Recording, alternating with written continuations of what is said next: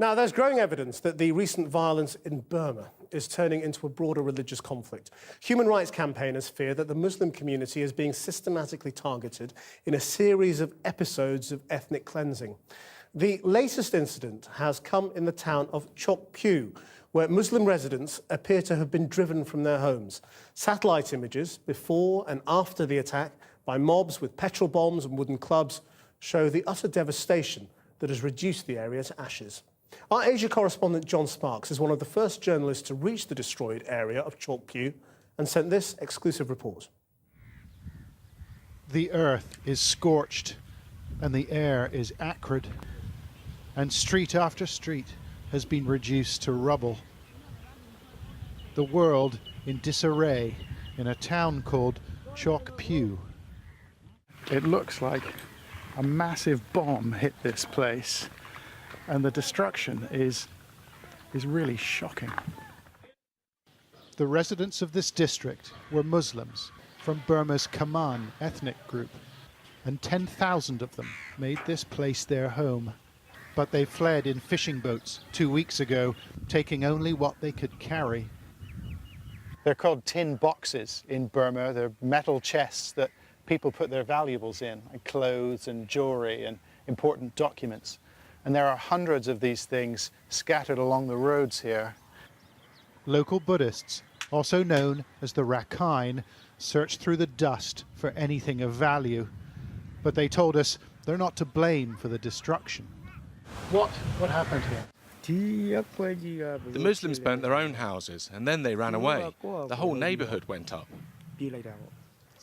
Everyone we spoke to said the same thing. They started burning their own houses so they could accuse us of doing it.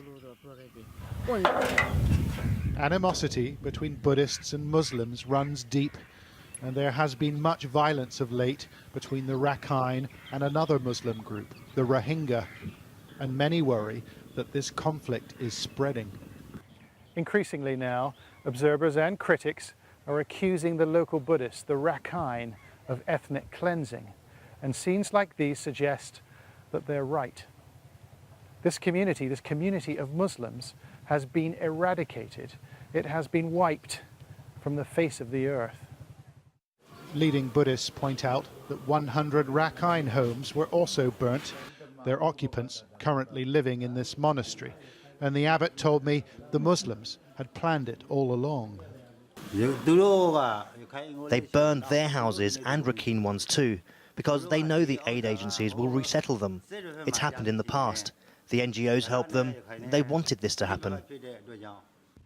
We wanted to talk to the Muslims of Chok Pyu, so we travelled north to a remote group of islands and found 80 vessels and their human cargo, the boat people of Burma. How many people are living on the boat?